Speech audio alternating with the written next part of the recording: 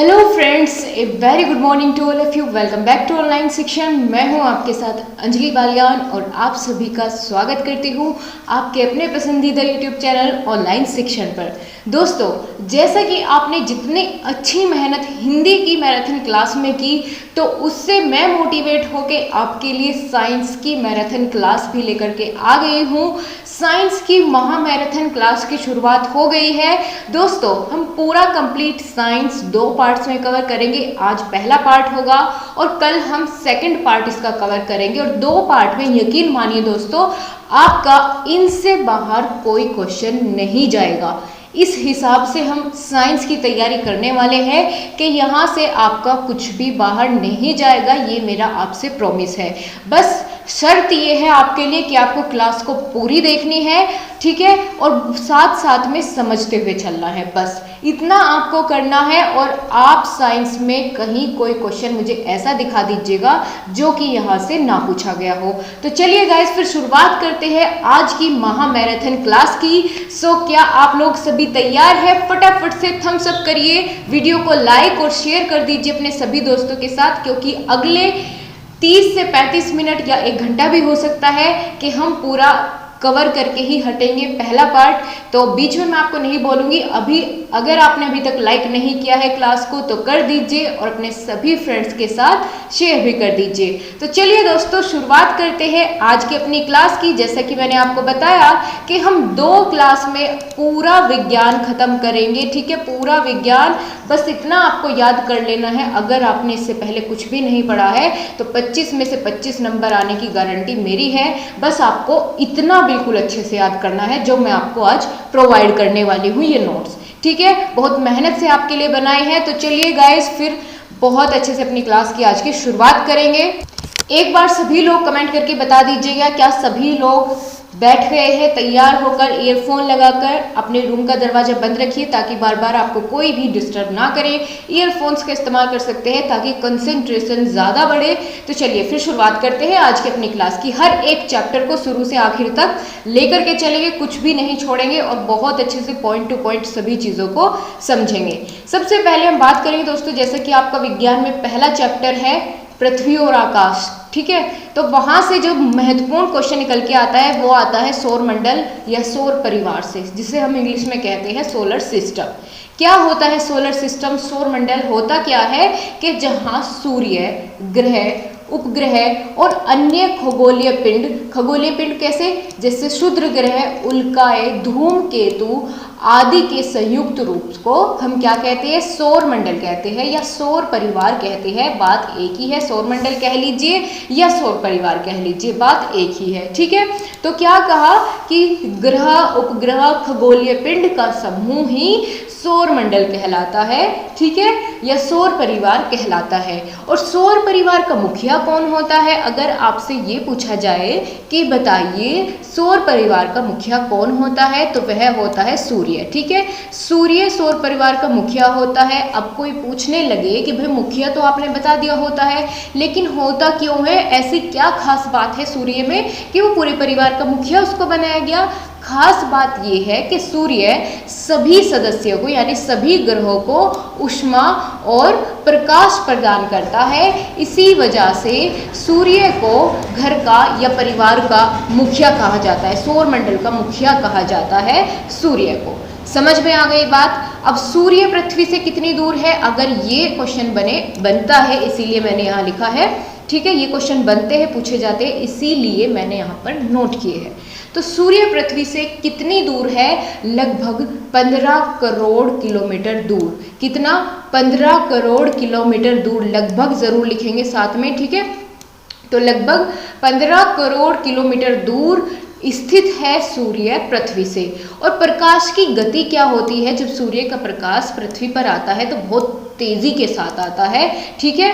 तो उसकी गति पूछी गई है कि प्रकाश की गति कितनी होती है? प्रकाश की गति दोस्तों होती है 3 लाख किलोमीटर पर सेकंड, ठीक है।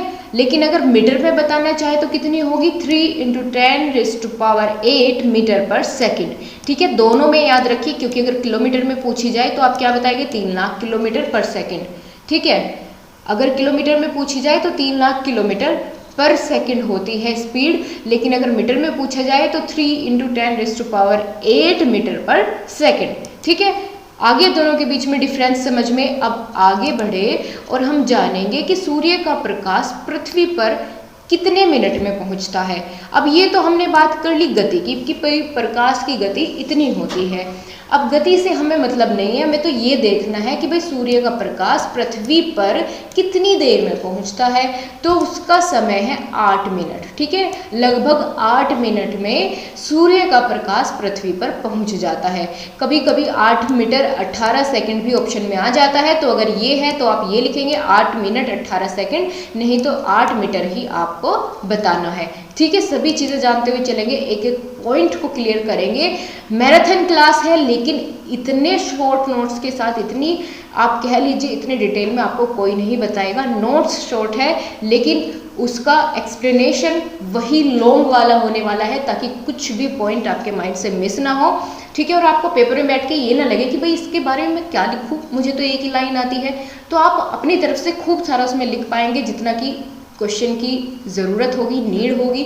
तो आपको पता चल गया सूर्य का प्रकाश पृथ्वी पर 8 मिनट में आता है।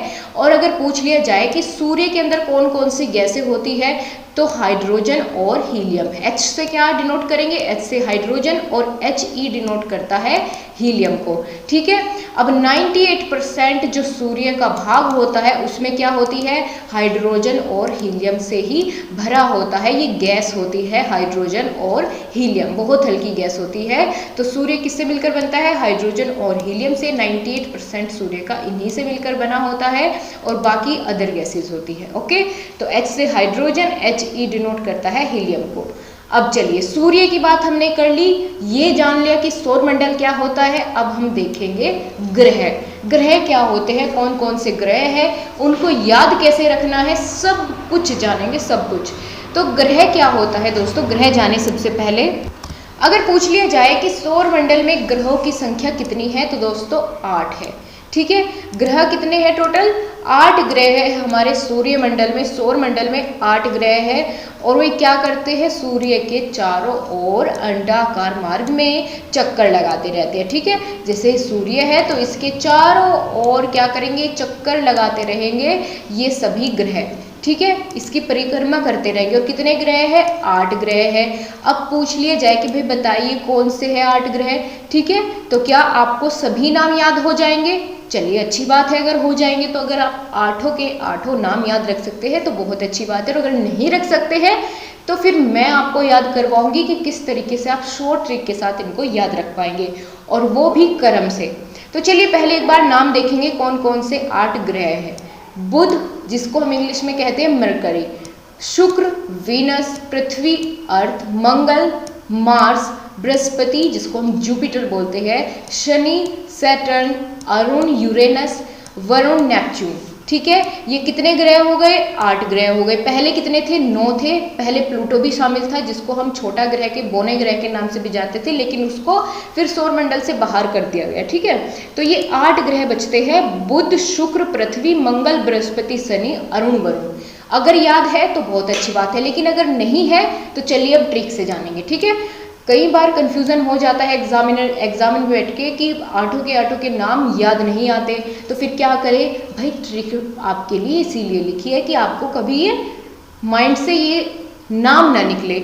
और एक अच्छी बात और है कि जो ये आपके लिए ट्रिक है इन ग्रह के नाम याद रखने की, तो ये सूर्य से बढ़ती दूरी के क्रम में है। ठीक है, सूर्य से बढ़ती हुई दूरी के क्रम में ये सभी आपको याद हो जाएंगे, क्योंकि आपसे पूछ लिया जाता है कि सूर्य से बढ़ती हुई दूरी के क्रम में सभी ग्रहों के नाम लिखे।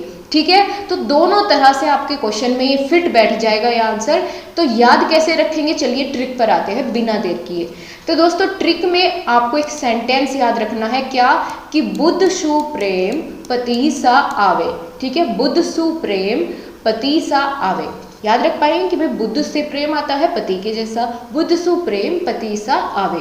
ये हमारी ट्रिक हो गई। याद हो गया सेंटेंस, एक बार मेरे साथ इसको बोलिए, बुध सु प्रेम पति सा आवे, बुध सु प्रेम पति सा आवे।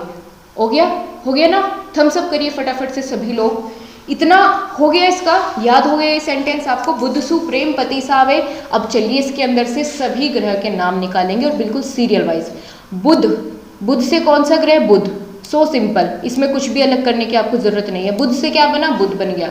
उसके बाद आगे बढ़े, सु, बुध सु, सु से क्या बना? शुक्र, ठीक है, हो गया याद, बुध सु, बुध शुक्र। अब प्रेम को हमने डिवाइड कर लेना है आधे आधे हिस्से में, ठीक है, प्र और मैं को अलग अलग करना है। प्र से क्या बनेगा? पृथ्वी, ठीक है, प्रेम पृथ्वी, पै से, और मैं से क्या बनेगा? मंगल। तो 4 हो गए, बुध सु प्रेम, बुध शुक्र, प्र से पृथ्वी, मैं से मंगल। आगे क्या आया? पति। पति कौन से ग्रह के नाम में आता है? तो बृहस्पति के नाम में आता है पति, ठीक है, बृहस्पति के नाम में आता है ना पति लास्ट में, तो पति से क्या बना? बृहस्पति। इतना हो गया, बुध शुक्र पृथ्वी मंगल बृहस्पति। बुध से बुध शु प्रेम पति, आगे सा, सा से क्या बनेगा? शनि बनेगा, ठीक है, सा से क्या बनेगा? शनि बनेगा। बुध सु प्रेम पति सा आवे, आ से बनेगा अरुण और वै से बनेगा वरुण।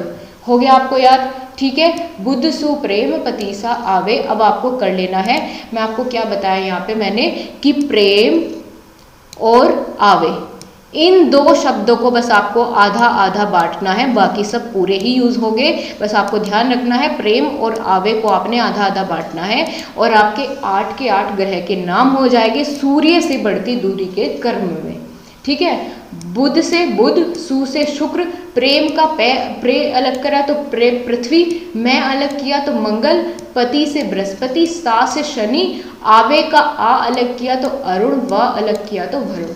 हो गया याद? बताइए ट्रिक कैसी लगी, सभी लोग बताइए, आपको याद हो गया? इस ट्रिक से हेल्प मिली आपको कुछ? ठीक है, बहुत अच्छी बात है। चलिए अब दोस्तों यहाँ पर एक नोट आपके लिए लिखा गया है, क्योंकि ये बहुत सारी चीज़ें, ये 3 लाइनें आपकी क्लियर कर देगी।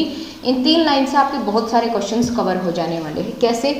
देखिए, तारों का समूह होता है, तो उस समूह को क्या कहेंगे? तारों के समूह को, जिसमें बहुत सारे तारे हो, उसको हम क्या बोलेंगे? तारामंडल, तारामंडल या फिर मंदाकिनी, ठीक है। आपसे अगर क्वेश्चन में आए कि तारामंडल किसे कहते हैं, ऐसे क्वेश्चन पूछा जाएगा, तो आप क्या बोलेंगे? तारों के समूह को तारामंडल कहते हैं। पूछ लिया जाए मंदाकिनी किसे कहते हैं, तो तारों के समूह को मंदाकिनी कहते हैं। तारामंडल और मंदाकिनी एक ही होता है। समझ में आया? अब इतना आने के बाद अब तारामंडल से ही इसको यहाँ पर लेके आ जाइए। जब बहुत सारे तारामंडल, करोड़ों तारामंडल एक जगह मिल जाते हैं, तो क्या बनती है? आकाशगंगा बन जाती है। ये असेंडिंग ऑर्डर में लिखा है कि सबसे छोटा क्या है? तारामंडल। तारामंडल, खूब सारे तारामंडल मिले तो क्या बन गया? आकाशगंगा। आकाशगंगा को हम गैलेक्सी और मिल्की वे के नाम से भी जानते हैं। भारत में किस नाम से जानते हैं? तो आकाशगंगा, और यूनानी भाषा में हम इसको कहते हैं गैलेक्सी, और यूरोप में कहते हैं इसको मिल्की वे, ठीक है। जब करोड़ों तारामंडल एक साथ मिल जाते हैं तो क्या बन जाती है? आकाशगंगा बन जाती है। आपसे तीनों में से कुछ भी पूछा जाए, आकाशगंगा, गैलेक्सी और मिल्की वे, आप क्या बताएं कि करोड़ों तारामंडल के समूह को गैलेक्सी, मिल्की वे या आकाशगंगा कहते हैं। समझ में आ गया? भारत में क्या कहते हैं? आकाशगंगा। ये भी आपको ध्यान रखना है यहाँ से। और अब आगे बढ़े और हम कहें कि अगर लाखों आकाशगंगाएं मिल जाए, लाखों गैलेक्सियां मिल जाए, लाखों मिल्की वे मिल जाए, तो क्या बन जाएगा? तो बन जाएगा ब्रह्मांड, ठीक है। ब्रह्मांड में क्या होती है? लाखों आकाशगंगाएं होती है, गैलेक्सी होती है, तारामंडल होते हैं, तारों का समूह होते हैं, सब कुछ होता है। तो मिलके क्या बन जाता है? ब्रह्मांड, जिसको हम इंग्लिश में बोलते हैं यूनिवर्स, ठीक है। अब इतना आपको क्लियर हो गया, ठीक है। क्लियर हुआ ना आप सभी को ये चीजें? तारों के समूह को क्या कहा? तारामंडल और मंदाकिनी। करोड़ों तारामंडल एक साथ मिल जाते हैं तो बन गई आकाशगंगा, गैलेक्सी और मिल्की वे। और लाखों आकाशगंगा एक साथ मिले तो बन जाएगा ब्रह्मांड, जिसे हम इंग्लिश में कहते हैं यूनिवर्स। और ब्रह्मांड यानी यूनिवर्स को किस शब्द से लिया गया है? तो अंग्रेजी के कॉस्मोस शब्द से इसकी उत्पत्ति हुई है। किससे? कॉस्मोस। ये आपसे पेपर में पूछ लिया जाता है कि ब्रह्मांड शब्द की उत्पत्ति किस भाषा के किस शब्द से हुई है? तो अंग्रेजी भाषा के कॉस्मोस शब्द से हुई है ब्रह्मांड यानी यूनिवर्स की उत्पत्ति। और कॉस्मोस का मतलब क्या होता है? सुव्यवस्था, ठीक है। कॉस्मोस का अर्थ होता है सुव्यवस्था। समझ में आई बात? तो चलिए अब अपना यहाँ पर सौर मंडल देख लीजिए। मैंने आपको क्या बताया था, इसी ट्रिक से अभी आप ट्रिक को याद करिए अपने माइंड में और यहाँ पर उस ट्रिक को अप्लाई करिए। ये आपके सामने आपका सौर मंडल है, ठीक है, ये रहा यहाँ पर सन। और अब अपनी ट्रिक को लगाइए और ये देखिए कि क्या बढ़ती हुई दूरी के क्रम में ही है वो सच में, या मैंने आपको बना दिया, ऐसा तो नहीं है कहीं। यही विश्वास है कि मैं बिल्कुल सही बताऊंगी आपको, ठीक है। चलिए अप्लाई करेंगे, लेकिन अब भले ही आपको हो लेकिन फिर भी अप्लाई करेंगे, खुद से देखेंगे, तभी आपको बहुत अच्छे से याद होगा। तो हमारी ट्रिक क्या थी, रिमाइंड करिए, जल्दी से सोचिए क्या थी, क्या सेंटेंस था वो?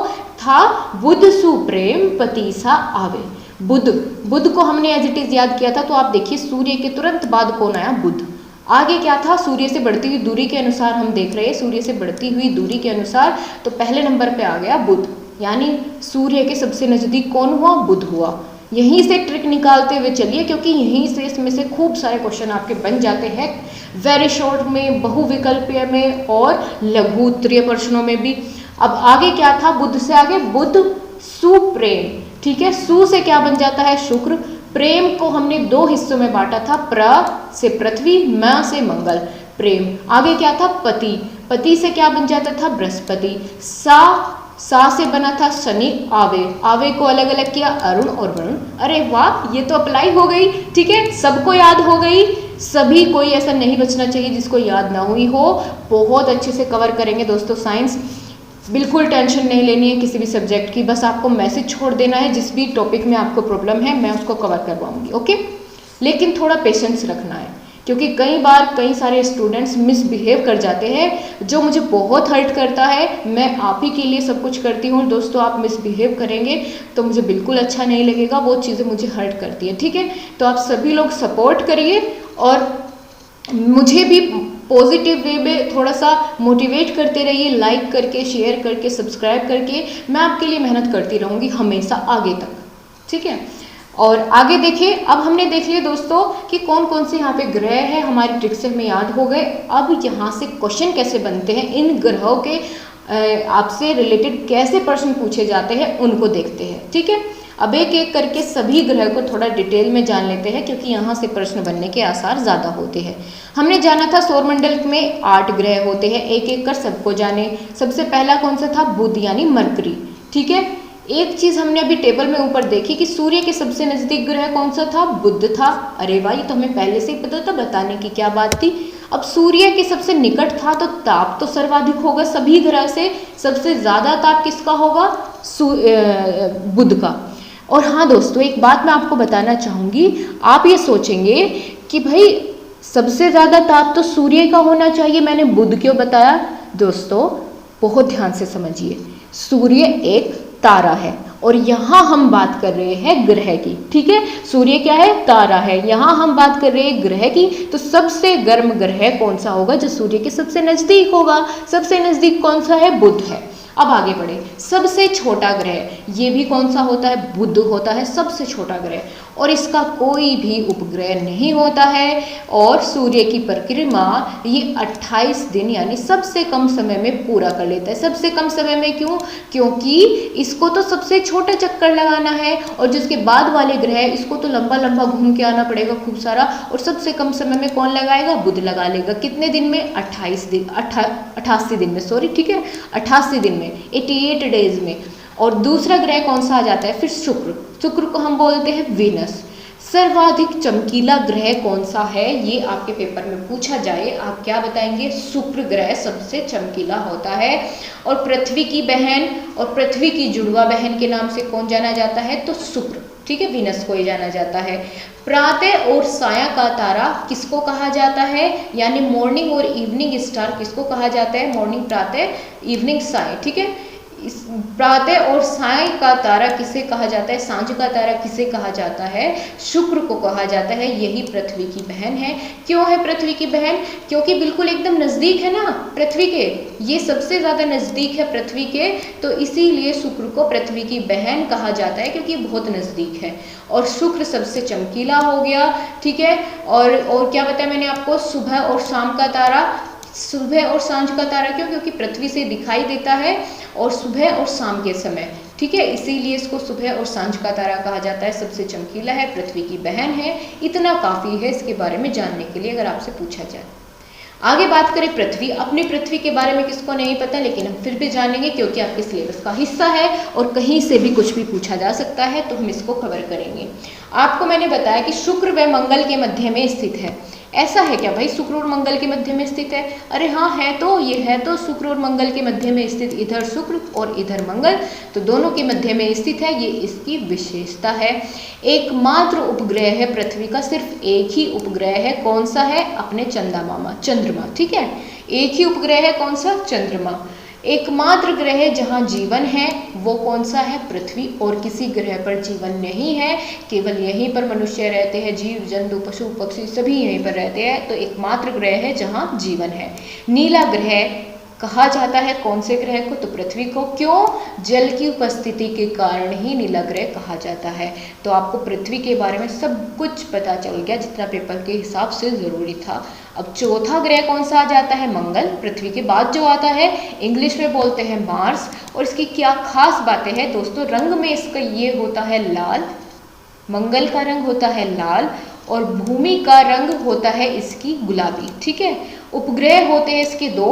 यहाँ जो इसके बारे में सबसे ज़्यादा महत्वपूर्ण बात है, जानने वाली बात है कि जिसको आपको भूलना नहीं है, वो है इसके उपग्रह। ठीक है, क्योंकि बहुत महत्वपूर्ण यहाँ से क्वेश्चन बन जाता है कि मंगल ग्रह के कौन कौन से उपग्रह है। तो दोस्तों 2 उपग्रह है, एक तो फोबोस और दूसरा डीमोस। ठीक है, दोनों का नाम आपको बिल्कुल याद रखना है। मंगल ग्रह के 2 ग्रह है, फोबोस एंड डीमोस। याद हुआ? अब 5वें ग्रह पर चले, बृहस्पति। जुपिटर पूरे ब्रह्मांड में की सैर मैं आपको आज ही करवा दूंगी। ठीक है, बृहस्पति यानी जुपिटर सबसे बड़ा ग्रह पूछा जाता है आपके पेपर में कि सौर मंडल का सबसे बड़ा ग्रह कौन सा होता है? तो बृहस्पति होता है। इसे हम मास्टर ऑफ गॉड भी कहते हैं और इसके सबसे ज़्यादा उपग्रह है। सबसे ज़्यादा क्यों है? क्योंकि सबसे बड़ा ग्रह है ये, तो जाहिर सी बात है इसके सबसे ज़्यादा उपग्रह हो गए। कितने? 67। ओके, इतनी बातें इसके बारे में काफ़ी है। अगला ग्रह बात करें शनि यानी सैटर्न, दूसरा सबसे बड़ा ग्रह। इसके बाद जो आता है बृहस्पति से थोड़ा छोटा होता है। तो दूसरा सबसे बड़ा ग्रह कौन सा है? सैटर्न यानी शनि। सबसे चपटा ग्रह, गैसों का गोला होता है। उपग्रह होते हैं इसके 62 और अंतिम ग्रह है जिसको हम नग्न आंखों से देख सकते हैं। इसके बाद वाले जो भी ग्रह होते हैं उनको हम नग्न आंखों से नहीं देख सकते हैं। अगला आता है आपका अरुण, जिसको हम बोलते हैं यूरेनस। ठीक है, तीसरा सबसे बड़ा ग्रह, इसके उपग्रह होते हैं 27। इतना काफ़ी है इस बेचारे के बारे में जानने के लिए। 8वां हो जाता है वरुण, नेपच्यून। सूर्य से सबसे दूर स्थित ग्रह है और उपग्रह हो जाते हैं 14। चलिए देखिए कहाँ है वरुण, ये रहा, सबसे दूर है ना। सूर्य से सबसे दूरी पर कौन सा ग्रह स्थित है? तो वरुण है। 14 इसके उपग्रह है। यही 2 विशेषता इसको खास बनाती है, वही दोनों हमने जान ली है। अब गाइस यहाँ आ जाइए, यहाँ पर हम देखने वाले हैं सूर्य की संरचना। मैंने थोड़ी सी ड्राइंग भी आपके लिए की है ताकि अच्छा समझ में आए। अच्छी लगे तो थम्स अप ज़रूर कीजिएगा और अपने फ्रेंड्स को भी शेयर ज़रूर कीजिएगा। ठीक है, सूर्य की संरचना यहाँ पर हम देखेंगे। अगर आपके एग्जाम में पूछी जाए तो आप कैसे बताएंगे? ठीक है, तो आपको ये डायग्राम बना देना है। आप देख लीजिए किस तरीके से बना है। तो हम इसमें बताएंगे कि जो सबसे बाहर वाली है इसकी परतें होती है, किरणें होती है, इसको बोलते हैं हम कोरोना। ठीक है, और इसका तापमान यहाँ पर होता है 27 लाख डिग्री सेल्सियस। ठीक है, और फिर उसके अंदर वाली जो यहाँ ये देखी जाए, ये वाली इसका भाग सबसे ज़्यादा गर्म होता है वर्णमंडल। ठीक है, वर्णमंडल ये बहुत ही ज़्यादा गर्म होता है। कितना? 32,400 डिग्री सेल्सियस तापमान इसका होता है। फिर ये होता है प्रकाश मंडल, इसका तापमान कितना होता है? 6000 डिग्री सेल्सियस। और ये जो अंदर वाला हिस्सा है इसको बोलते हैं क्रोड, इसका तापमान होता है दोस्तों 1,50,00,000 डिग्री सेल्सियस। इतना अधिक तापमान। ठीक है, इतना अधिक तापमान कि अगर कोई चला जाए इसके पास तो उसकी राख भी नहीं मिलेगी, इतना ज़्यादा तापमान। ठीक है, पता ही नहीं चलेगा कहाँ गया। तो आपको पता चल गया अब किस तरह की संरचना होती है, कौन कौन से इसके हिस्से होते हैं। 1 2 3 4, ये 4 हिस्से होते हैं, कोरोना, वर्णमंडल, प्रकाश मंडल और क्रोड।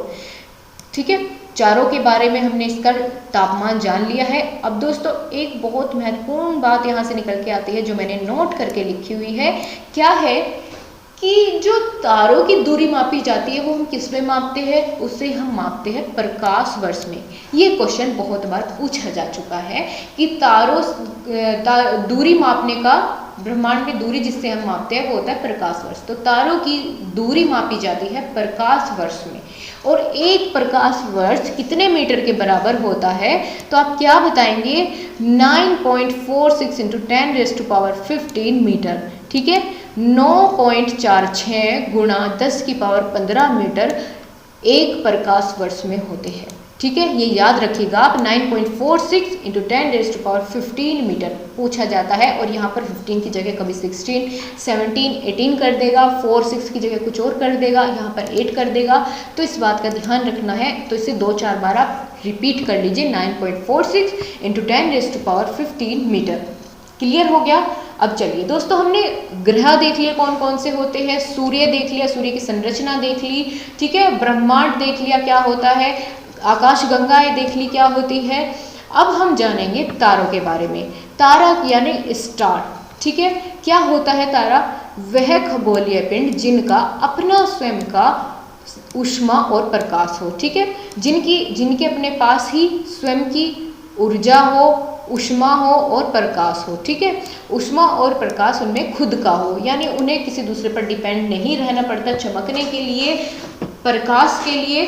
और जैसे कि हमने अभी थोड़ी देर पहले बात की थी कि सूर्य क्या है, एक स्टार है, तारा है, तो वो खुद से चमकता है, उसके पास स्वयं का प्रकाश होता है, प्रकाश का स्रोत होता है वो। तो वही बात से आप अंदाजा लगा लीजिए कि तारे क्या होते हैं, वे खगोलीय पिंड जिनके पास अपना स्वयं का ऊष्मा और प्रकाश हो, उन्हें हम तारे कहते हैं। और ग्रह क्या था, ग्रह हमने अभी थोड़ी देर पहले जाना था कि वे खगोलीय पिंड जो सूर्य की परिक्रमा करते हैं एक निश्चित पथ पर, और उनका अपने पास स्वयं का कोई भी प्रकाश या ऊष्मा नहीं होती है। ठीक है, जैसे पृथ्वी हो गया, और बहुत सारे ग्रह के नाम अभी हमने बुध, शुक्र, बृहस्पति, सारे वो सारे 8 के 8 ग्रह है। क्यों, क्योंकि वे सूर्य की एक निश्चित पथ पर परिक्रमा करते हैं और उनके पास अपना स्वयं का प्रकाश नहीं होता है। ठीक है, वो सूर्य के प्रकाश से चमकते हैं। अब इतना आपको क्लियर हो गया, तो हम आगे एक और पॉइंट जानेंगे यहाँ पर, उपग्रह। स्टार्स प्लेनेट हो गया। अब उपग्रह की बारी आती है। जैसा कि हमने जाना था कि पृथ्वी का उपग्रह एकमात्र है चंद्रमा। फोबोस, डीमोस किसके है, कमेंट बॉक्स में बताइए जल्दी। अभी मैंने आपको बताया था फोबोस और डीमोस किसके, ये 2 उपग्रह है। बहुत अच्छे, इसका मतलब आप लोग मेरी बात बहुत ध्यान से सुन रहे हैं। ठीक है, उपग्रह हम कहते हैं सैटेलाइट को, वह खगोलीय पिंड जो ग्रह की परिक्रमा करे। ठीक है, ग्रह किसकी परिक्रमा करते थे, तारों की। ठीक है, और ग्रह की परिक्रमा कौन करता है, उपग्रह करता है। और कृत्रिम उपग्रह पहला कौन सा था, आर्यभट्ट। पहला कृत्रिम उपग्रह आपके एग्जाम पेपर में पूछ लिया जाता है, तो आप क्या बताएंगे, आर्यभट्ट पहला कृत्रिम उपग्रह था। ठीक है, अब आगे बढ़े, आगे हम बात करेंगे चंद्रमा के बारे में। अभी जैसे हमने नाम लिया चंद्रमा, तो चंद्रमा के बारे में, यानी मून पृथ्वी का एकमात्र उपग्रह है, सब जानते हैं। पृथ्वी अपने अक्ष पर 24 घंटे में एक चक्कर पूर्ण करती है। ठीक है, पृथ्वी कितने घंटे में पूरा करती है, 24 घंटे में। चंद्रमा पृथ्वी की एक परिक्रमा कितने घंटे में करता है, अगर आपसे पूछ लिया जाए कितने समय में करता है, चंद्रमा पृथ्वी की एक परिक्रमा कितने समय में करता है। पृथ्वी तो 24 घंटे में कर लेती है अपना एक चक्कर पूरा, लेकिन अगर चंद्रमा पूछ लिया जाए चंद्रमा पृथ्वी की परिक्रमा कितने समय में करेगा, तो 27 दिन 8 घंटे में। ठीक है, कितने, 27 दिन और 8 घंटे में चंद्रमा पृथ्वी की एक परिक्रमा करता है, यानी एक चक्कर लगाता है। 27 दिन और 8 घंटे लगते हैं एक चक्कर लगाने में। पृथ्वी सूर्य का एक चक्कर कितने दिन में लगाती है, पृथ्वी सूर्य का एक चक्कर लगाती है 365 दिन 6 घंटे में। ठीक है, 365 दिन और 6 घंटे में लगाती है पृथ्वी एक चक्कर। ठीक है, और यहाँ 24 घंटे में क्या करती है, यहाँ पर अपने अक्ष पर एक चक्कर लगाती है। जब भी तो दिन और रात होते हैं, अपने अक्ष पर घूमने के कारण क्या होते हैं, दिन और रात होते हैं, 24 घंटे में ही तो होते हैं ना, तो इसलिए। और अगर सूर्य का चक्कर पूछा जाए पृथ्वी कितने समय में लगाती है, तो 365 दिन 6 घंटे में। चंद्रमा कितने में लगाता है, पृथ्वी का 27 दिन और 8 घंटे में। ठीक है, 27 दिन और 8 घंटे में। अब आप ये सोचेंगे कि मैंने कैलकुलेशन क्या की हुई है, ये तो समझ में नहीं आया, आपने क्या किया है, तो मैं आपको बताऊंगी इसमें परेशान होने वाली क्या बात है। अभी जैसे मैंने आपको बताया पृथ्वी सूर्य का एक चक्कर 365 दिन और 6 घंटे में लगाती है। ठीक है, अब ये 6 घंटे जब 4 सालों तक मिल जाते हैं, ठीक है, हर साल 6 घंटे एक्स्ट्रा लेती है, तो जब 6 घंटे एक साथ 4 सालों तक मिल जाए तो पूरा एक दिन बन जाता है। ठीक है, तो 6 की गुणा अगर हम 4 में करेंगे, 4 में क्यों करेंगे, क्योंकि 4 सालों तक जब 6 घंटे एक्स्ट्रा लेगी तो मिलकर क्या बन जाएगा, पूरे 24 घंटे बन जाएंगे। 6 चौक 24, 24 घंटे का मतलब एक दिन, तो यानी एक दिन बढ़ जाएगा। और एक दिन किस में बढ़ेगा, 365 दिन में पहले लगाती थी, तो जिस दिन 366 दिन में लगाएगी तब कौन सा होगा, लीप ईयर हो जाएगा। जब 366 दिन में एक चक्कर पूरा करेगी तो तब क्या हो जाएगा, लीप ईयर हो जाएगा। लीप वर्ष जिसको हम बोलते हैं। लीप वर्ष में कितने दिन होते हैं, 366, ठीक है, और नॉर्मल में कितने, 365। तो आपका यहाँ से खूब सारे कॉन्सेप्ट क्लियर हो गए थोड़े से ही मैटर से। ठीक है, अब हम आगे बढ़ेंगे। चलिए अब हम जानेंगे दोस्तों क्षुद्र ग्रह क्या होता है। ग्रह, उपग्रह, आकाशगंगा, ये सब हमने जान लिया। अब बारी आती है क्षुद्र ग्रह की। क्षुद्र ग्रह को हम अवांतर ग्रह, ग्रहिकाएं या एस्ट्रोइड्स भी कहते हैं। ठीक है, तो आपसे जिस नाम से पूछा जाए आप उसी तरीके से उसका वही सेम जवाब आपको देना है। ठीक है, आपको थोड़ा सा कंफ्यूज करने के लिए इस तरह के नामों का यूज़ कर सकता है एग्जामिनर, लेकिन आपको परेशान नहीं होना है, क्योंकि मैं आपको पहले ही तैयार करके चलूँगी कि कैसे भी पूछा जाए आपको आंसर कैसे करना है क्वेश्चन का। तो क्षुद्र ग्रह की बात कर रहे हैं हम। मंगल और बृहस्पति ग्रह के बीच में विशाल अंतराल में छोटे छोटे पिंड होते हैं जो सूर्य की परिक्रमा करते रहते हैं, उन्हें हम क्या कहते हैं, क्षुद्र ग्रह होते हैं। यहाँ आपने क्या जाना कि मंगल और बृहस्पति ग्रह के बीच, चलिए मंगल और बृहस्पति ग्रह पर चलते हैं, ये रहा। ठीक है, तो मंगल और बृहस्पति ग्रह के यहाँ पर बीच में इस विशाल अंतराल में छोटे छोटे यहाँ पर क्या होते हैं, छोटे छोटे पत्थर के जैसे होते हैं, या फिर आप कह लीजिए कि छोटे छोटे पिंड होते हैं, आकाशीय पिंड होते हैं, और वे सूर्य की परिक्रमा करते रहते हैं। उन्हें ही हम क्या कह देंगे, क्षुद्र ग्रह कह देंगे। ठीक है, वे छोटे छोटे पिंड जो कहाँ स्थित होते हैं, मंगल और बृहस्पति के बीच में। ये आपको याद रखना है इनकी स्थिति, क्योंकि आपसे ये पूछ लिया जा सकता है कि क्षुद्र ग्रह कहाँ स्थित होते हैं। आपको कोई और अलग ग्रह के नाम दे दिए जाएंगे, लेकिन आपको पहचानना क्या है, मंगल और बृहस्पति ग्रह के बीच में स्थित होते हैं और सूर्य की परिक्रमा करते हैं, उन्हें ही हम क्षुद्र ग्रह कहते हैं। समझ में आ गई बात। आगे बात करेंगे धूमकेतु और उच्छल तारा क्या होता है, जिसको हम अंग्रेजी में कहते हैं कॉमेट्स। ठीक है, धूमकेतु या उच्छल तारे छोटे आकार के पिंड जो सूर्य की परिक्रमा करते हैं। ये तभी दिखते हैं जब सूर्य के निकट आते हैं। ठीक है, जब सूर्य के निकट आते हैं तो तब ये इनकी चमक बहुत ज़्यादा बढ़ जाती है, तो इन्हें ही हम क्या कहते हैं, धूमकेतु या उच्छल तारे। इनकी एक लंबी पूंछ दिखाई देती है। इनकी विशेषता यानी जिससे आप इनकी पहचान करेंगे तो ये क्या होगी, छोटी चमकदार इनकी हेड और एक लंबी सी पूंछ आपको दिखाई देगी कि जैसे ये स्टार है। ठीक है, ये स्टार है तो इसकी एक लंबी सी पूंछ दिखाई देगी आपको जब ये सूर्य के नज़दीक जाएगा, तो उसे हम क्या कहेंगे, धूमकेतु और उच्छल तारा, इंग्लिश में कहेंगे कॉमेट्स। आगे बढ़े और आगे हम जानेंगे उल्का पिंड, जिसको हम मेटियोर्स बोलते हैं, और उल्काश्म यानी शूटिंग स्टार के नाम से भी जानते हैं। शूटिंग स्टार के नाम से भी जानते हैं। और उल्का पिंड क्या होते हैं, इनको और किस नाम से भी जाना जाता है क्या, हाँ बिल्कुल जाना जाता है। उल्का पिंड, उल्काश्म, टूटता हुआ तारा भी इन्हें कहते हैं, और लूका, इन 3-4 नामों से इनको जाना जाता है। आपसे लूका पूछ लिया जाए तो आप यही बताएं कि वे उल्का पिंड या वे पत्थर जैसे पिंड जो सूर्य की परिक्रमा करते हैं उन्हें हम टूटता हुआ तारा भी कहते हैं। इस तरीके से सभी वर्ड्स का यूज़ कर लीजिएगा, क्या दिक्कत है।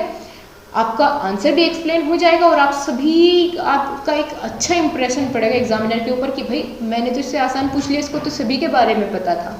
ठीक है, तो उल्का पिंड पूछा जाए, उल्काश्म पूछा जाए, या टूटता हुआ तारा किसे कहते हैं, लूका किसे कहते हैं, तो आपका वही आंसर होगा कि पत्थर जैसे पिंड जो सूर्य की परिक्रमा करते हैं, आकाश में कभी कभी एक ओर से दूसरी ओर अत्यंत वेग के साथ जाते हुए दिखाई देते हैं, पूरी स्पीड से।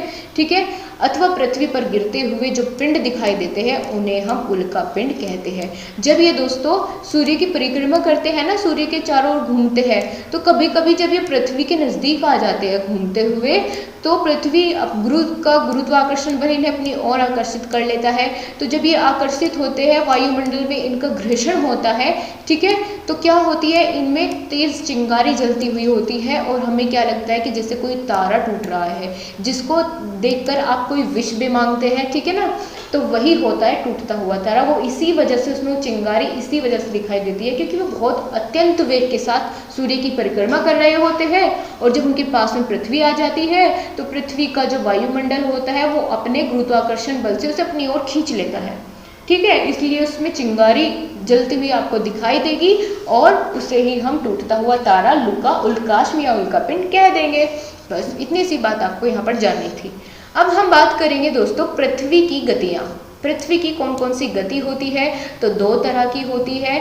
पहली घूर्णन गति, जिसको हम परिभ्रमण के नाम से भी जानते हैं, और दूसरी होती है वार्षिक गति यानी परिक्रमण, ठीक है। परिभ्रमण और परिक्रमण से क्वेश्चन पेपर में बिल्कुल आता है और कंफ्यूजन भी क्रिएट करता है, लेकिन आज जब हम पढ़ रहे हैं तो अब कंफ्यूजन तो बिल्कुल नहीं होना चाहिए। अब हम समझेंगे क्यों, परिभ्रमण क्या होता है, परिक्रमण क्या होता है, दोनों के बारे में जानेंगे। पहले बात करेंगे घूर्णन गति, जिसको हमने क्या बोला, परिभ्रमण। परिभ्रमण का मतलब होता है अपने ही अक्ष पर घूर्णन, ठीक है। जब पृथ्वी एक ही जगह अपने ही अक्ष पर, यहाँ पर एक ही जगह अपने अक्ष पर घूमती रहेगी तो उसे हम क्या कहेंगे, घूर्णन, घूर्णन या फिर परिभ्रमण, ठीक है। अपने ही अक्ष पर घूमना जो उसकी दैनिक गति होती है। अपने अक्ष पर मैंने आपको क्या कहा, कितने समय में लगाती है एक चक्कर, तो अपने अक्ष पर 24 घंटे में लगाती है, अभी हमने जाना था थोड़ी देर पहले। और जिसके कारण क्या होता है, जिसका परिणाम क्या होता है कि दिन और रात होते हैं परिभ्रमण काल के कारण।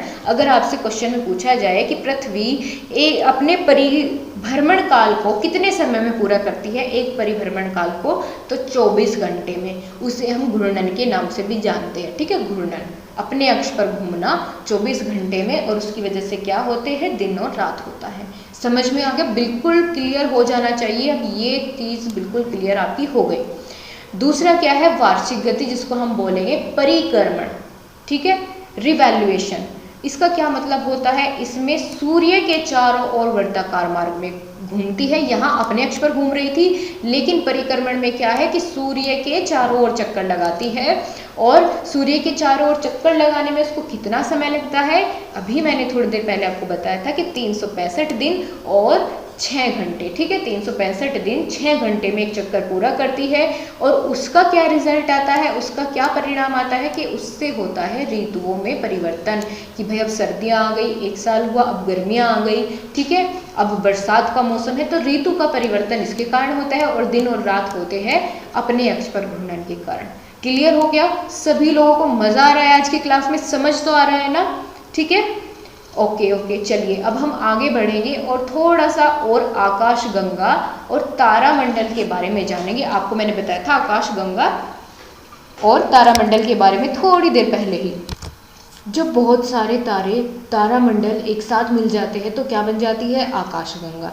तो हम यहाँ वही देखने वाले हैं कि आकाशगंगा में उपस्थित कुछ महत्वपूर्ण तारामंडल, ठीक है, जो आपके याद रखना ज़रूरी है। कौन कौन से तारामंडल होते हैं जो महत्वपूर्ण हैं, उनके बारे में जानेंगे बस। जैसे स्कॉर्पियस, ओरियंस, ग्रेट बियर, ठीक है, जिसको हम बोलते हैं सप्तऋषि, सबसे महत्वपूर्ण तो आपके लिए जानना यही है, और व्याघ्र, ठीक है, और वृश्चिक, ठीक है।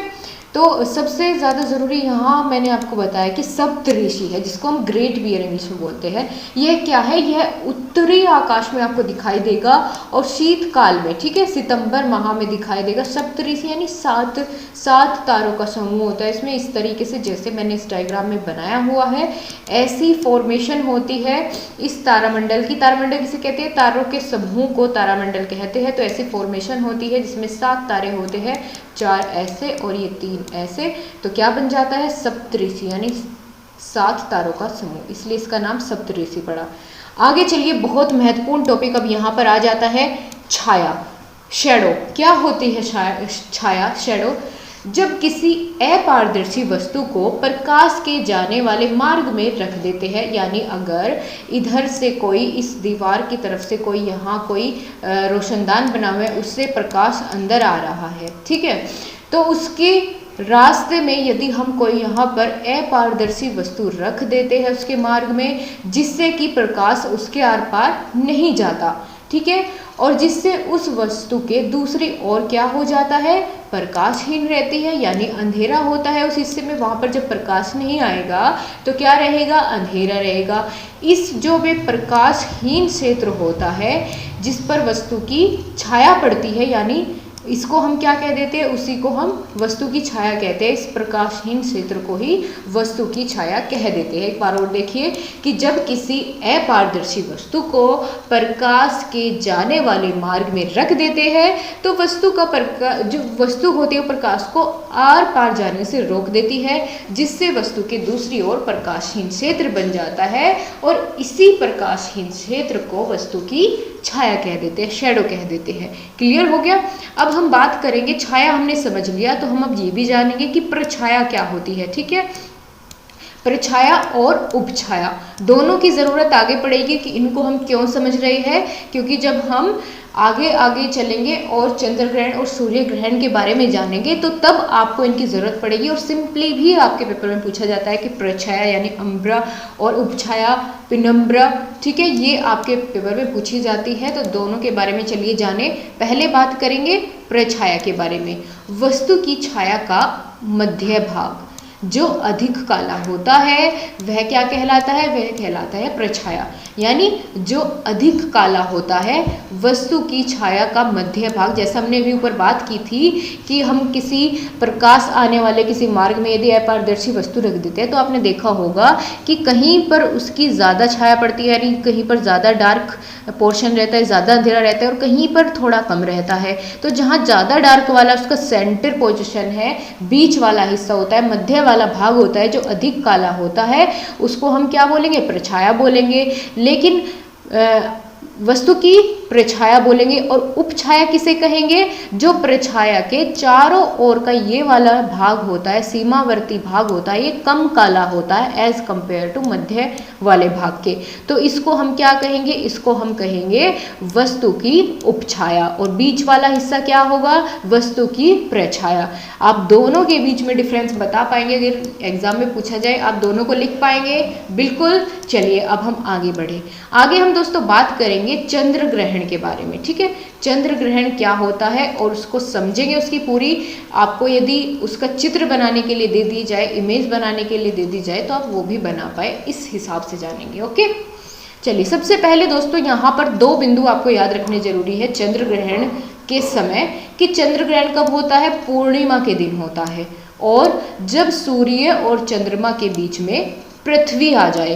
क्या कहा गया है, सूर्य और चंद्रमा के बीच में जब पृथ्वी आ जाए तब होता है चंद्र ग्रहण। और कब होता है, पूर्णिमा के दिन होता है। ये मैंने लिखा है इसको याद रखने के लिए, सैम, SEM, सैम होगा तो यानी चंद्र ग्रहण, ठीक है।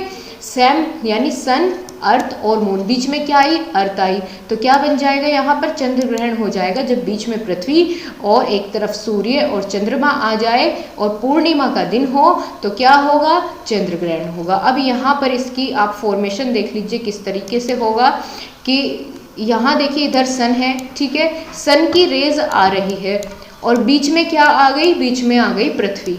पृथ्वी का इधर वाला जो हिस्सा है ये दिन है इधर, और इधर सूर्य की दूसरी तरफ जो है इधर है रात, ठीक है। अब जब पृथ्वी बीच में आई तो चंद्रमा पर सूर्य की रोशनी बिल्कुल भी नहीं जा रही है। तो यहाँ पर जो ये डार्क वाला, ज़्यादा डार्क वाला हिस्सा है, अगर यहाँ पर प्रछाया और उपछाया में आपसे पूछ लिया जाए कि ये वाला हिस्सा कौन सा होगा, बताइए जल्दी कमेंट बॉक्स में कि ये वाला हिस्सा कौन सा होगा, प्रछाया वाला या उपछाया वाला। यहाँ पर ज़्यादा डार्क अंधेरा है, ठीक है, ये आपको बताना है। तो ये कौन सा होगा, प्रछाया। और ये बाहर वाला हिस्सा ये उपछाया हो जाएगा। ये यहाँ पर चंद्रमा है और पृथ्वी की छाया चंद्रमा पर पड़ रही है और पूर्णिमा का दिन है तो क्या हो जाएगा, चंद्र ग्रहण हो जाएगा, ठीक है। समझ में आ गई, बीच में पृथ्वी होनी चाहिए, एक तरफ चंद्रमा और एक तरफ सूर्य। क्लियर, ओके, बिल्कुल सही आपने बताया। यहाँ पर प्रछाया और ये बाहर वाला हिस्सा उपछाया होगी। अब चलिए, अब जानेंगे हम सूर्य ग्रहण की क्या फॉर्मेशन होती है। सूर्य ग्रहण में भी इसी तरीके से 2 पॉइंट आपको जरूरी याद रखने होंगे। पहला कि सूर्य ग्रहण कब पड़ता है, अमावस्या के दिन, ठीक है, अमावस्या के दिन।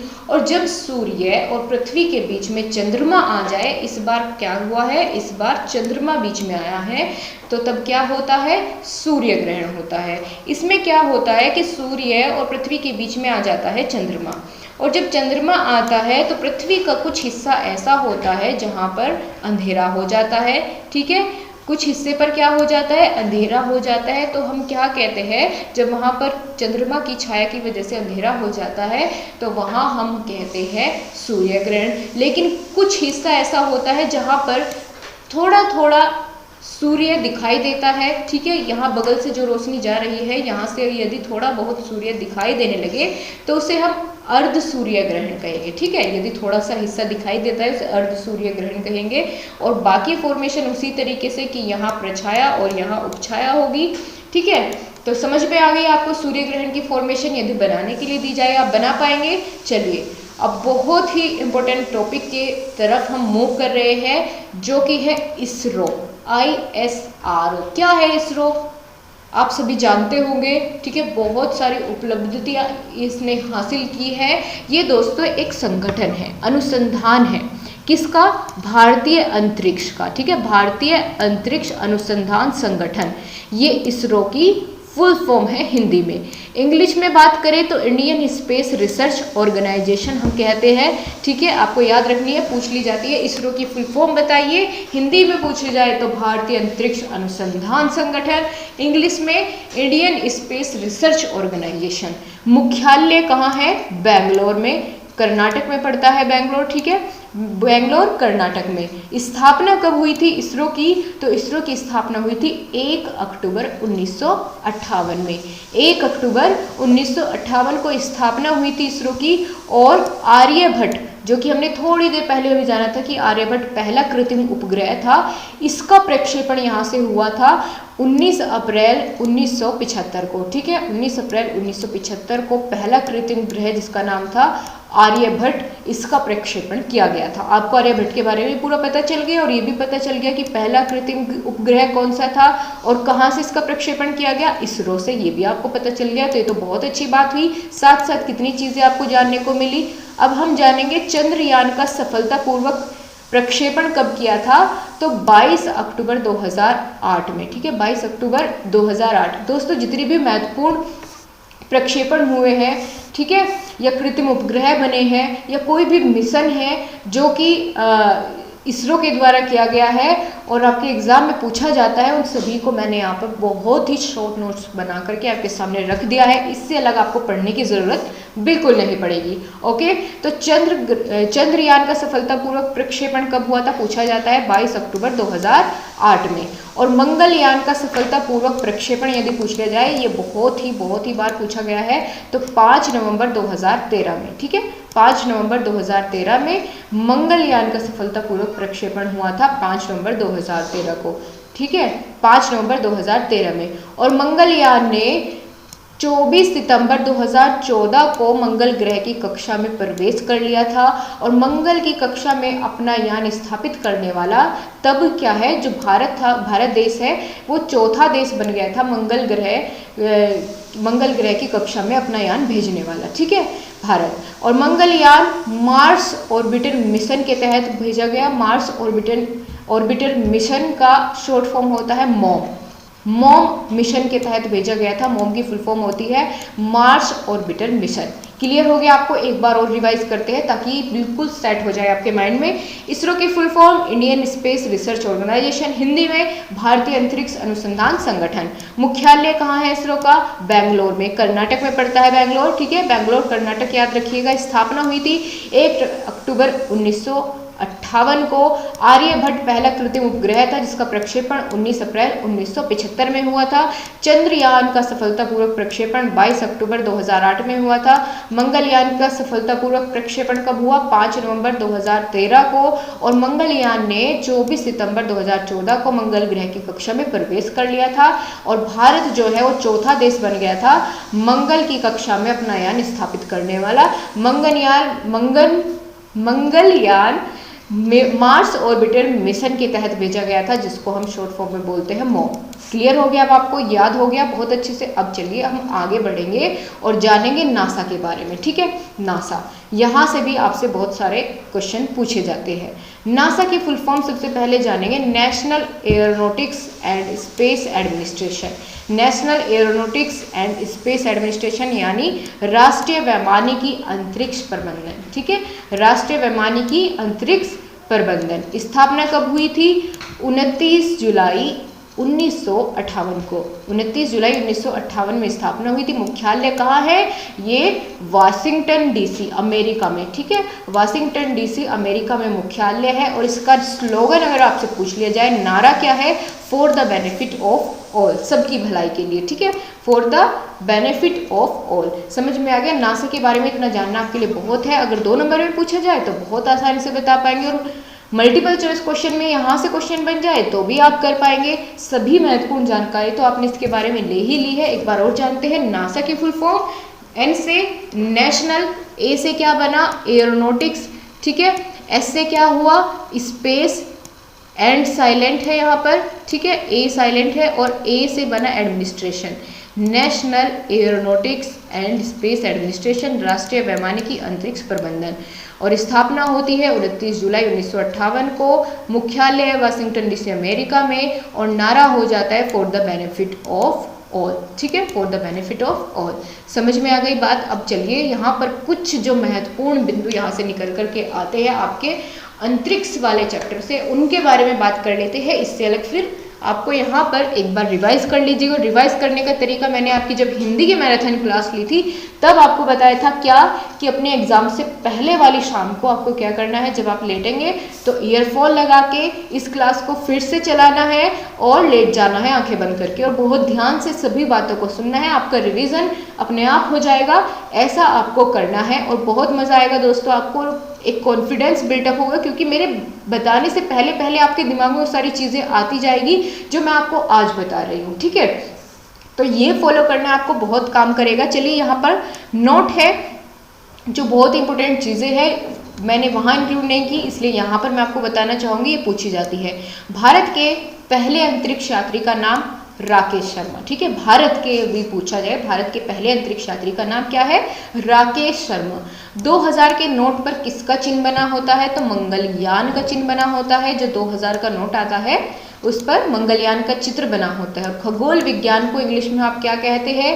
एस्ट्रोनॉमी कहते हैं। ठीक है, ब्रह्मांड विज्ञान यानी कॉस्मोलॉजी। एस्ट्रोनॉमी, कॉस्मोलॉजी किसे कहते हैं? खगोल विज्ञान को। सबसे चमकीला तारा कौन सा होता है? दोस्तों सबसे चमकीला ग्रह मैंने आपको पहले बता दिया है, आपको अभी कमेंट बॉक्स में बताना है कौन सा। देखते हूँ कितना याद आप रख पाए हैं। और यहाँ हम बात कर रहे हैं सबसे चमकीले तारे की, तो तारा कौन सा है? साइरस, सबसे चमकीला तारा पूछा जाता है आपके एग्जाम पेपर में। और पृथ्वी की आंतरिक संरचना कैसी होती है दोस्तों? 3 लेयर से बनी होती है। कौन कौन सी? सियाल, सीमा और नीफे। ठीक है, सियाल, सीमा और नीफे, इन 3 ये संरचना में ये तीनों परतें शामिल होती है, आप कह लीजिए। सबसे अंदर यहाँ सियाल, फिर सीमा, फिर नीफे, कुछ इस तरीके से इनकी संरचना होती है। ठीक है, तीनों का नाम आपको याद रखना है। अब चलिए दोस्तों आगे बढ़े। मृदा और फसलों से रिलेटेड जितनी जानकारी होगी सब लेंगे, यहाँ से बाहर आपका कुछ भी नहीं पूछा जाएगा, ये मेरा आपसे प्रॉमिस है। बस आपको इसको याद करना है, और याद तो करने की ज़रूरत नहीं है, रटने की तो ज़रूरत बिल्कुल नहीं है, क्योंकि मैं आपको चीज़ें समझा रही हूँ। तो समझने का मतलब ये है कि आपसे कुछ भी पूछा जाएगा इस चैप्टर से आप खुद से लिख पाएंगे। ठीक है, अब चलिए बात कर लेते हैं। सबसे पहले तो सबसे ज़रूरी बात यही है, आपको पता होना चाहिए इस एग्ज़ाम को देते हुए अपने विज्ञान को, कि मृदा या मिट्टी होती क्या है। इंग्लिश में तो हम कह देते हैं सोयल, लेकिन होती क्या है? तो मृदा भूपर्पटी की जो सबसे ऊपर वाली परत होती है वही मिट्टी है, जिस पर वनस्पतियाँ उगती है। यह अनेक जंतुओं को आश्रय भी प्रदान करती है जो इसके ऊपर अथवा अंदर रहते हैं। ठीक है, ऊपर तो इंसान भी रहते हैं और अंदर जैसे स्नेक हो गया, रैट्स हो गए, ये सभी इसके अंदर अपना घर बना करके रहते हैं, तो उनको आश्रय भी प्रदान करती है। क्या जाना आपने? मिट्टी के बारे में आप लिख पाएंगे। मृदा भूपर्पटी की सबसे ऊपर वाली परत होती है जिस पर वनस्पतियां भी उगती है। यह अनेक जंतुओं को आश्रय प्रदान करती है जो इसके ऊपर अथवा इसके अंदर रहते हैं। अब मृदा का संयोजन यानी कंपोजिशन कैसे होता है उसकी अगर बात की जाए, यहाँ से क्वेश्चन किस तरीके से बनेगा कि मृदा के संयोजन कैसे होता है वो आपको बताना है। तो दोस्तों खनिज लवण, ठीक है, खनिज लवण के मिलनों से जैसे मिनरल पार्टिकल्स जैसे रेत, कंकड़ और इन सब से मिलकर के क्या बनती है, मिट्टी बनती है। ठीक है, कुछ अकार्बनिक पदार्थ होते हैं, कुछ कार्बनिक पदार्थ होते हैं। अकार्बनिक पदार्थ कौन कौन से होते हैं, यहाँ पर सबके फॉर्मूलेज आपको दिए गए हैं। ठीक है, मैग्नीशियम, सोडियम, आयरन सब दिए गए हैं आपको। और कार्बनिक पदार्थ कौन से होते हैं, जैसे जंतु, पौधों के मृत शरीर से सड़ने के बाद जो जैसे कोयला नहीं बनता वो वाली चीज़, तो वे होते हैं कार्बनिक पदार्थ जिनमें कार्बन की मात्रा ज़्यादा होती है, अकार्बनिक जिनमें नहीं होती है। अब बात करें मृदा की बनावट कैसी होती है, उसके कणों की, तो कंकड़ के कण मिलकर के, रेतीले कण मिलकर के, मृतिका कण मिलकर के, ठीक है, कुछ चिकनी मिट्टी मिलकर के, तो ये सभी मृदा की बनावट को तैयार करती है। जिस तरह के जोन से कण ज़्यादा मिले होंगे उसी प्रकार की मिट्टी तैयार हो जाती है। अब क्या मिट्टी के भी प्रकार होते हैं, हाँ बिल्कुल होते हैं, वो डिपेंड करता है कि किस तरह के कण उसमें मिले हुए हैं। तो ये कुछ प्रकार हो जाते हैं मिट्टी के, मृदा के प्रकार। ठीक है, और यहाँ से आपके एग्जाम पेपर में क्वेश्चन पूछा जाता है, कैसे उसकी बात भी करेंगे कि किस तरीके से मृदा के प्रकार। पहले तो आपसे सिंपली ये पूछा जाएगा कि मृदा के कोई भी 4 प्रकार लिखिए, तो आपको 4 बता देने हैं जो आपके उस समय पर याद आए। ठीक है, उनके नाम आपको बता देने हैं। लेकिन अगर आपसे स्पेशली पूछा जाए कि बलुई मिट्टी कहाँ पाई जाती है या चिकनी मिट्टी कैसे बनती है, ठीक है, दोमट मिट्टी कैसे बनती है, तो फिर आपको इनके जो अंदर मैं आपको यहाँ पर इनकी विशेषता बताने वाली हूँ उसकी ज़रूरत तब आपको पड़ेगी। तो बहुत ही शॉर्ट करके बताया है, आपको बुक्स में दुनिया भर की चीज़ें पढ़ने की ज़रूरत नहीं पड़ेगी। चलिए एक एक कर सबके बारे में जानेंगे। सबसे पहले बात करेंगे बलुई मिट्टी की। ये पौधों के लिए अनुपयोगी होती है और राजस्थान, गुजरात जैसी जगह पर, रेतीली जगह पर पाई जाती है। इसको क्या कहते हैं, बलुई मिट्टी कहते हैं। दूसरा है चिकनी मिट्टी। ये जल का अवशोषण धीरे धीरे करती है, और अगर धीरे धीरे करती है इसका मतलब ये है कि ये भी अनुपयोगी मिट्टी है खेती के लिए। तीसरा क्या है, दोमट मिट्टी। दोमट मिट्टी महत्वपूर्ण है, क्यों, क्योंकि ये कई सारी मिट्टी के मेल से बनी होती है, जैसे बालू, चिकनी मिट्टी और गाद। ठीक है, बालू, चिकनी मिट्टी और गाद, इसलिए यहाँ से क्वेश्चन ज़्यादा पूछा जाता है क्योंकि कई सारी मिट्टी के मिलने से बनती है। कौन कौन सी, बालू, चिकनी मिट्टी और गाद। आपको याद रखना है दोमट मिट्टी का निर्माण इन सभी से मिलकर के होता है। जलोढ़ मिट्टी अगला टाइप है। जलोढ़ मिट्टी कैसी होती है, ये अत्यधिक उपजाऊ होती है। गेहूं, चावल, गन्ना के उत्पादन में बहुत ही महत्वपूर्ण भूमिका निभाती है और बहुत ही ज़्यादा उपजाऊ होती है। यूपी के ज़्यादातर क्षेत्रों में यही पाई जाती है। और अगला टाइप देखें तो होती है काली मिट्टी। ये ज्वालामुखी शैल से निर्मित होती है। अब इसको आप कैसे रिलेट करके याद रखें, क्योंकि काली मिट्टी है तो अपने आप में आप समझ लीजिए कि जली हुई है। ठीक है, और ज्वालामुखी से जो लावा निकलता है उसी से बनती है, उसी की शैलों से निर्मित होती है। कहाँ पाई जाती है, महाराष्ट्र और मध्य प्रदेश जैसी जगह पर। लाल मिट्टी, ये आयरन ऑक्साइड मौजूद होता है जिसकी वजह से इसका रंग लाल होता है। क्यों होता है इसका रंग लाल, क्योंकि इसमें आयरन ऑक्साइड मौजूद होता है, आयरन यानी लोहा, तो इस वजह से ये लाल होती है और आग्नेय शैल से निर्मित होती है। ये महत्वपूर्ण है, आपको याद रखनी है। लाल मिट्टी कौन सी शैलों के से निर्माण होता है इसका, तो आग्नेय शैल से निर्माण होता है लाल मिट्टी का। रेतीली मिट्टी तो राजस्थान, गुजरात के मरुस्थलों क्षेत्रों में मिलती है। पर्वतीय मिट्टी उपजाऊ होती है, चाय और चावल के उत्पादन के लिए ये मिट्टी उपजाऊ होती है। लेटराइट, ये नागपुर के पठार, उत्तर पूर्वी राज्यों में पाई जाती है। और पथरीली मिट्टी ये कृषि के लिए अयोग्य होती है, क्योंकि पत्थरों में खेती थोड़ा ही ना होगी, तो कृषि के लिए अयोग्य होती है। अब चलिए एक बार और इन सभी के नाम जान लेते हैं, क्योंकि अगर नाम पूछे जाए तो आप लिख पाएंगे। बलुई मिट्टी, चिकनी मिट्टी, दोमट मिट्टी, जलोढ़ मिट्टी, काली मिट्टी, लाल मिट्टी, रेतीली मिट्टी, पर्वतीय मिट्टी, लैटराइट और पथरीली मिट्टी। अब इनमें से याद सबसे ज़्यादा ज़रूरी कौन सी है रखनी, वो मैं आपको बता दूं। एक तो चिकनी मिट्टी, दोमट मिट्टी, जलोढ़ मिट्टी, काली मिट्टी, लाल मिट्टी और लैटराइट। ठीक है, ये आपको याद बिल्कुल रखनी है, यहाँ से क्वेश्चन आपके पूछे जाते हैं। क्लियर हो गए दोस्तों। अब यहाँ पर हमने जान लिया मृदा क्या होती है, मृदा के कौन कौन से प्रकार होते हैं, मृदा का कंपोजिशन कैसे होती है वो आपको पता चल गया। अब हम बहुत ही अच्छा टॉपिक की ओर बढ़ रहे हैं, जो है मृदा का उपयोग। क्या उपयोग होता है मृदा का उपयोग, कहाँ कहाँ करते हैं आप मिट्टी का यूज़? तो कृषि क्षेत्र में, ठीक है, खेतों में आप यूज़ करते हैं मिट्टी का। ईंटों के निर्माण में मिट्टी का यूज़ किया जाता है। औषधि के रूप में भी मिट्टी का यूज़ किया जाता है और मिट्टी के बर्तन बनाने में भी आप मिट्टी का यूज़ करते हैं। सौंदर्य उत्पाद में कैसे मिट्टी का यूज़ होता है? जैसे मुल्तानी मिट्टी होती है तो उसको सौंदर्य उत्पाद की तरह यूज़ करते हैं, ठीक है। समझ में आ गया? ये बहुत पूछा जाता है आपके एग्जाम में, इसलिए एक बार और रिवाइज करिए मेरे साथ साथ, बोलिए आप सभी लोग। कृषि के क्षेत्र में यूज करते हैं मिट्टी का, और ईंटों के निर्माण भी मिट्टी से किया जाता है। औषधि के रूप में भी यूज करते हैं, मिट्टी के बर्तन भी मिट्टी से बनते हैं, और सौंदर्य उत्पाद में भी हम इनका यूज करते हैं। समझ में आ गई बात? अब चलिए आगे बढ़े और आगे हम जानेंगे फसलें यानी क्रॉप्स के बारे में। क्या होती है फसलें? क्या आपसे यदि ये पूछ लिया जाए कि बताइए फसलें क्या होती है, ठीक है, क्रॉप्स, तो क्रॉप्स हम किसको बोलेंगे, फसलें किसको बोलेंगे? जब एक ही स्थान पर एक साथ उगाए गए एक ही जाति के पौधे, ठीक है, एक ही जाति के पौधों के समूह को हम क्या कह देते हैं? फसल कहते हैं। यानी एक ही फील्ड में, मान लिया एक ही स्थान पर, स्थान यानी वो फील्ड, उस पर एक ही जाति के खूब सारे पौधों का समूह वहाँ पर उगा दिया जाता है, तो उसे हम क्या कह देते हैं? फसल कह देते हैं कि ये गेहूं की फसल है, ये चावल की फसल है, ये बाजरे की फसल है। तो इस तरह से जहाँ पर एक ही स्थान पर खूब सारे पौधों के समूह को उगाया जाए तो वे फसलें कहलाती है। और फसलों के क्या कुछ प्रकार होते हैं? तो हाँ, फसलों के 3 प्रकार होते हैं। कौन कौन से? ऋतुओं के अनुसार यदि हम देखें कि ऋतुओं के अनुसार फसलों के कितने प्रकार होते हैं, तो दोस्तों 3 प्रकार होते हैं ऋतुओं के अनुसार फसलों के। कौन कौन से? चलिए बात करें। पहला है रबी की फसलें, ठीक है, और दूसरा क्या होगा? खरीफ की फसलें, और तीसरा हो जाएगा जायद की फसलें। तो इन तीनों के बारे में आपके पेपर में यहाँ से क्वेश्चन बिल्कुल बन जाते हैं। अब हम इनको याद कैसे रखेंगे कि रबी की फसल कौन सी होती है, खरीफ की फसल कौन सी होती है और जायद की कौन सी होती है? वो उसके एक्सप्लेनेशन के लिए मैंने यहाँ पर कुछ पॉइंट्स लिखे हुए हैं, ज़्यादा कुछ नहीं, आपको सिर्फ पॉइंट्स समझने होंगे, ठीक है।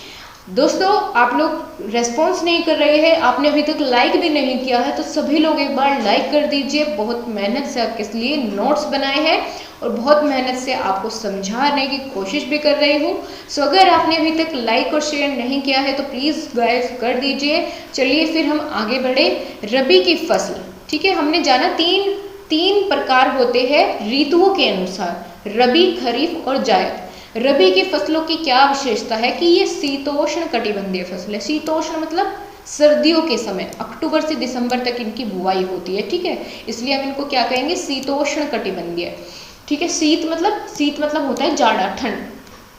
और इसके अगर एग्जाम्पल देखें कि कौन कौन सी ऐसी फसलें हैं जो रबी की फसलें होती है, जैसे गेहूँ, अब सर्दियों में गेहूँ बोए जाएंगे, ठीक है, और जौ, चना, मटर, सरसों, मेथी, आलू, ठीक है, बरसीम, मसूर, ये सभी क्या है? ये सभी फसलें हैं रबी की। और खरीफ की फसलों की क्या पहचान है? ये होती है उष्ण कटिबंधीय। उष्ण मतलब गर्मी, उष्मा जैसा वर्ड आपको उष्ण से समझ में आ रहा है, तो उष्मा यानी गर्मी, उष्ण यानी गर्मियों के मौसम में। तो उष्ण कटिबंधीय फसल की बुआई जून जुलाई में होती है, ठीक है, जब घोर गर्मी पड़ती है। तो कौन कौन सी ऐसी फसलें हैं जो खरीफ की फसलें हैं और जून जुलाई में उनकी बुआई होती है? मक्का, ज्वार, बाजरा, मूंग, धान, सोयाबीन, कपास, जूट, ये सभी जो है गर्मियों में बोई जाती है, यानी उष्ण कटिबंधीय फसलें हैं, इनको हम खरीफ की फसलें कहते हैं। Okay guys. और तीसरा टाइप आ जाता है जायद की फसलें। जायद की फसलें जो गर्मी के दिनों में बोई जाती है और मार्च से अप्रैल के मध्य, ठीक है, गर्मी में मार्च से अप्रैल के मध्य बोई जाती है। और ये कैसी होती है? ये सभी जैसे सब्जियां होती है, खरबूज, तरबूज, ककड़ी, लौकी, करेला, भिंडी, ये सभी होती है जायद की फसलें, ठीक है। दोस्तों, आज की क्लास को यहीं तक रखते हैं। आपको क्लास कैसी लगी कमेंट बॉक्स में ज़रूर कमेंट करके बताइएगा, और नेक्स्ट पार्ट इसका हम फिर से डिस्कस करेंगे। सेकंड पार्ट, एक पार्ट हमने कंप्लीट कर लिया है, एक पार्ट और इसका बाकी है, ठीक है, उसको भी बहुत स्पीड के साथ, बहुत ही अच्छे से, बहुत ही बेहतरीन तरीके से एक्सप्लेन करेंगे। सो आपको आज की क्लास कैसी लगी ज़रूर बताइएगा, और नोट्स की PDF आपको टेलीग्राम ग्रुप में मैं प्रोवाइड कर दूंगी। आप थोड़ी पेशेंस रखिएगा क्योंकि तैयार करने में समय लगता है सभी चीज़ों को। Alright guys, so thank you so much. Don't forget to like, share and subscribe the channel. Okay guys, bye bye, take care. फिर से मुलाकात होगी नई क्लास के साथ, तब तक के लिए अपना ध्यान रखिए और पॉजिटिव रहिए और खुश रहिए। घबराने की जरूरत नहीं है, जब हो मेरे साथ फिर डरने की क्या बात। ठीक है, सभी क्लासेस की मैराथन, सभी सब्जेक्ट्स की मैराथन आएगी और बहुत अच्छे से, बहुत ही मेहनत के साथ आपके लिए नोट्स बनाना जारी है। ठीक है, सो यकीन रखिए और खुश रहिए, रिवीजन करते रहिए, सबसे बड़ी बात। चलिए फिर से मुलाकात होगी आपसे, तब तक के लिए बाय बाय, टेक केयर।